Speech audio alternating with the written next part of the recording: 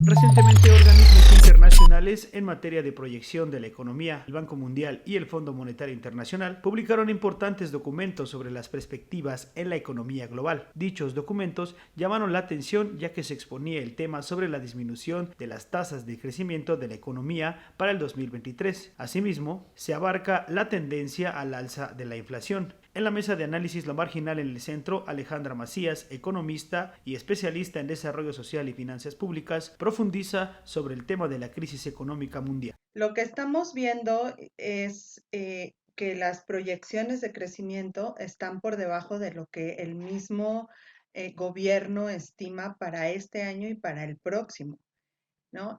¿Y cuál es realmente el problema, ¿no? De que estemos sobreestimando ese crecimiento. Yo me voy a ir al área que estudiamos desde CIEP, que son las finanzas públicas, ¿no? Y finalmente, el crecimiento que se están estimando en los criterios de política económica, pues definen en casi toda la medida los ingresos que vamos a tener durante el próximo año.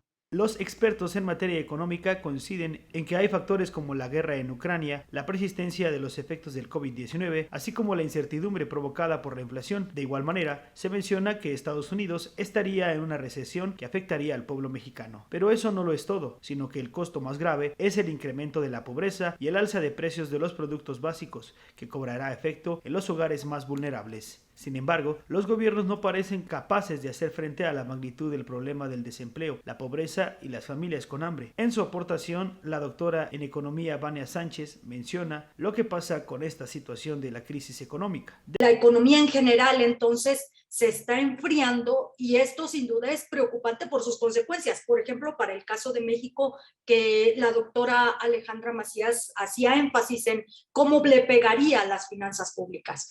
Y en este escenario de enfriamiento mundial coinciden pues varios organismos. Y bueno, este escenario es inmediato, pues, esta recesión, ¿no? Se destaca la enorme incertidumbre en torno a la economía. Esto implica un incremento gigantesco para la deuda. La doctora Alejandra seguramente nos podrá referir con mayor acuciosidad el problema de la deuda en México. Y bueno, es eso lo que el problema, el pronóstico que están haciendo y que parece además que a medida que se acaba el año se van cumpliendo estos pronósticos de enfriamiento de la economía global. De manera particular, esta situación afectará a sectores específicos que, si bien se sabe que serán miles de familias pobres, pero lo más grave es cómo sucederá esto y qué deben hacer los gobiernos. Vania Sánchez expuso su postura sobre estas interrogantes. Efectivamente, los costos, sobre todo de las crisis, no se distribuyen de manera igual, ¿no?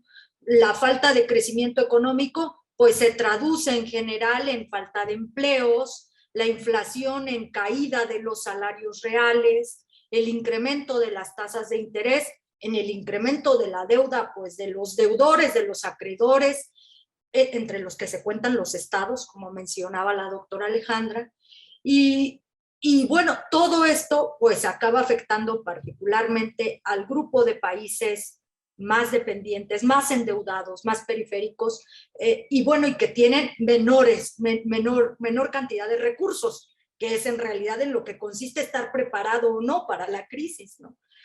A los trabajadores y a sus familias, a las poblaciones más jóvenes, porque les será también más difícil insertarse en el mercado de trabajo y eso tiene costos importantes que se distribuyen luego a lo largo de toda la vida laboral de las personas.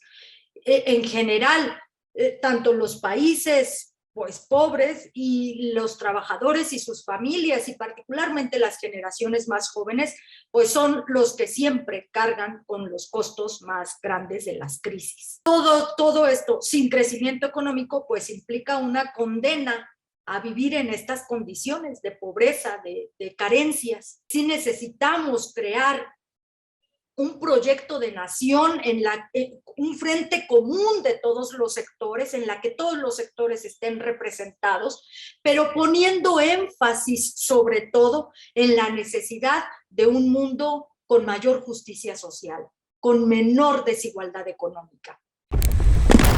Antorcha TV.